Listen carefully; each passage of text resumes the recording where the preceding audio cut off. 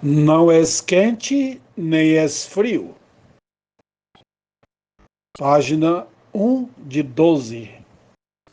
Assim, porque és morno, e não és quente, nem é frio, vomitar-te-ei da minha boca.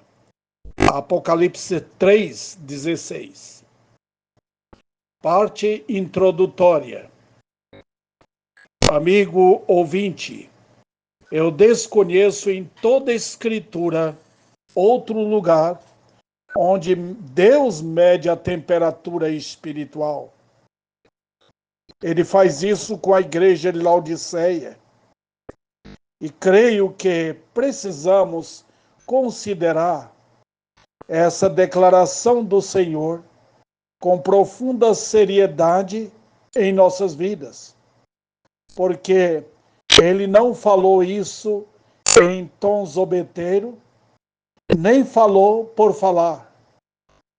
A igreja de Laodiceia, conforme Apocalipse 3, difere da igreja de Filadélfia, porquanto esta é formada de pessoas fiéis e santas no viver. A igreja Laodiceia, é composta por pessoas aparentemente crentes, parecem sinceras por fora, têm uma confissão em suas bocas, seus lábios, têm a aparência de que possuem vida, declaram que são salvas, mas nosso Senhor afirma que elas são crentes meio termos, pessoas que ficam em cima do muro e são como bolo meio assado.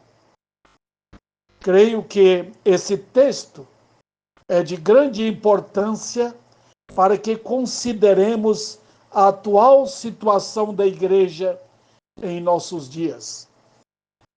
O trabalho bem estratégico da nova era conseguiu espalhar ultimamente um sistema antibíblico de vida, um viver aparentemente espiritual, mas sem qualquer conteúdo nem fundamento que dá aos crentes uma sólida fé que está arraigada na verdade conforme nos foi revelada.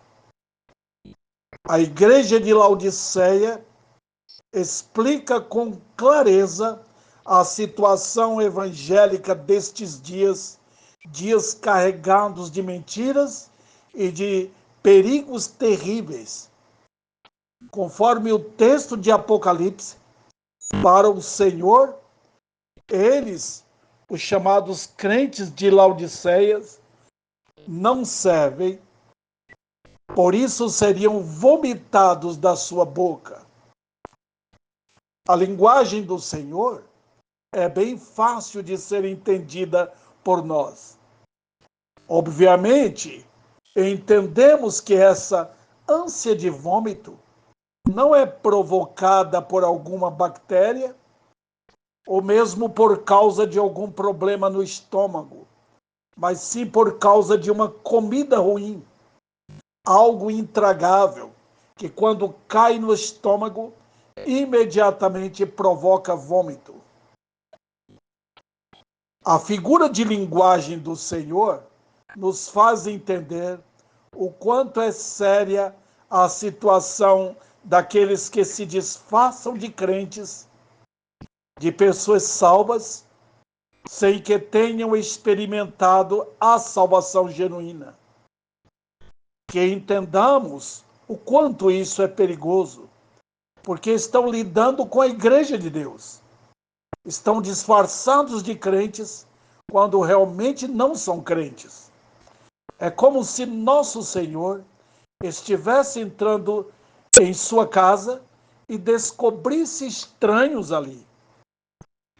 Da minha parte, farei tudo o que puder, a fim de mostrar, pela palavra de Deus, o quanto elementos assim estão em perigo.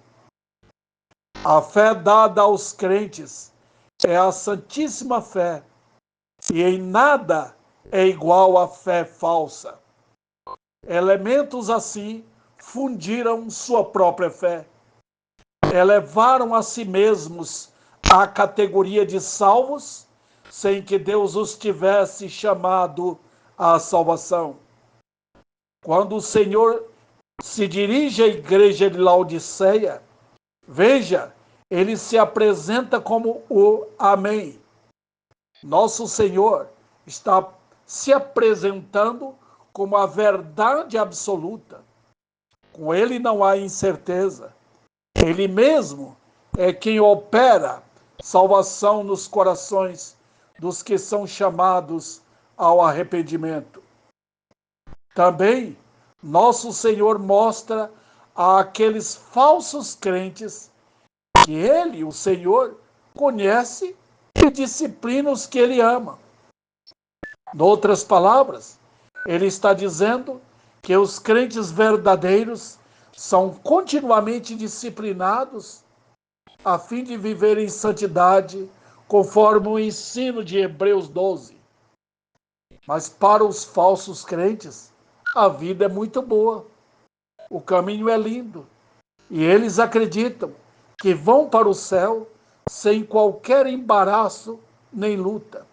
Jamais conheceram o arrependimento, jamais foram ao passado para ver a miséria deles em Adão, para enfim conhecer a salvação que é em Cristo. Que situação terrível! Não precisamos alertar milhares em nossos dias? Claro que precisa.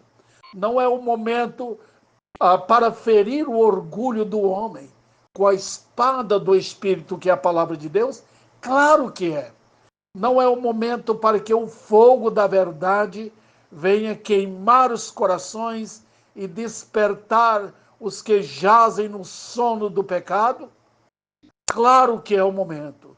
Não é o momento para chamar os pecadores ao arrependimento, a fim de que possam conhecer o que significa graça salvadora e santificadora? Claro que é. Que Deus aplique esta palavra em cada coração.